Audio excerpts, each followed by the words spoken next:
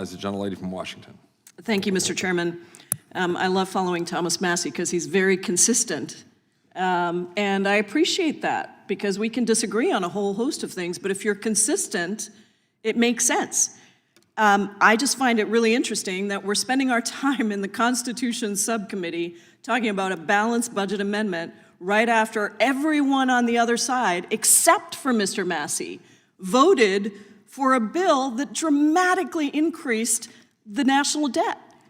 And so I think there's lots of other things that this committee should be working on rather than this. And the last time, I think the ranking member of the full committee said this, the last time there was a balanced budget was in the 1990s under a Democratic president, Bill Clinton. And that was achieved both by increasing taxes and revenue, taxes on the wealthiest and revenue, and decreasing spending, cutting defense spending. This last big, beautiful betrayal bill actually did the opposite. It reduced revenue by giving massive tax breaks to billionaires and corporations, and it increased defense spending. And it did all of that on the backs of cutting health care for tens of millions of Americans. So when we talk about this issue, I think we should remember that in his first term, President Trump followed Republican presidents like George W. Bush. He increased defense spending. He passed steep tax cuts for billionaires and corporations under his 2017 tax scam.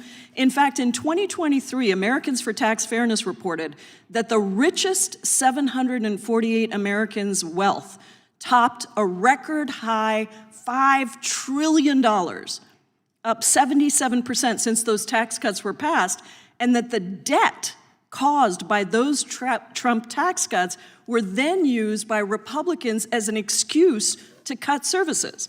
And then this year, instead of letting those tax cuts for the wealthiest expire, what did Republicans do? They made those tax cuts permanent and then added some more in. So that gave the wealthiest Americans another $5 trillion in tax giveaways.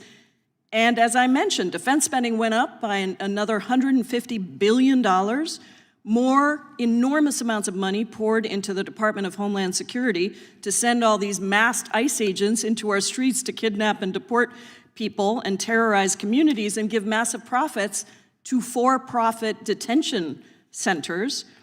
That bill, the big bad betrayal bill is what I call it, betrayal of the American people, betrayal of working families, increased the deficit by $3.4 trillion over the next 10 years on the backs of working families, while slashing $1.1 trillion from Medicaid, food assistance, other critical health programs.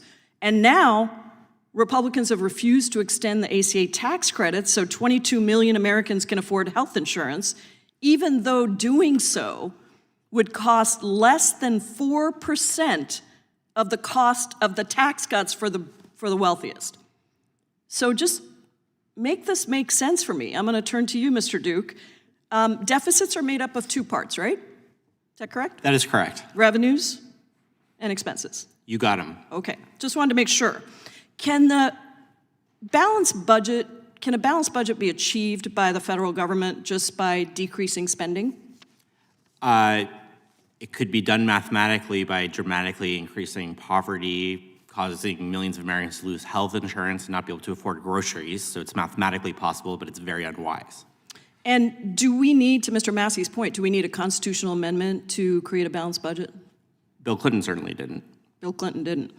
And yet Republicans have done the exact opposite, as I mentioned. They've increased the deficit, handed out tax breaks, and now they want, this is really rich, a supermajority vote to increase revenue or raise the debt limit, but not a supermajority vote to decrease revenue or lower the debt limit. So what effect would this one-way ratchet have on the payment of federal benefits like Social Security? Sure. So anytime a Congress comes that wants to cut spending, they can do it.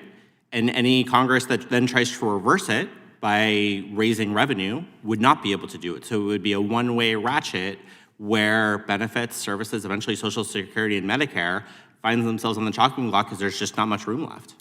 People feel like this is a rigged economy because it is a rigged economy. It is rigged for the wealthiest.